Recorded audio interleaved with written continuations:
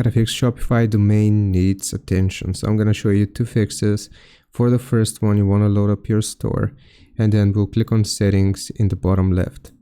Now from here, we want to go into apps and sales channels.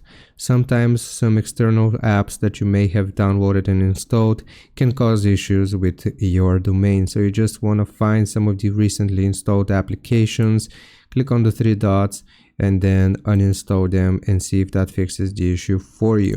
So after you have done this, after you have uninstalled some of the external applications, see if it fixes the domain issue. If it doesn't, we will go into domains here underneath apps and sales channels.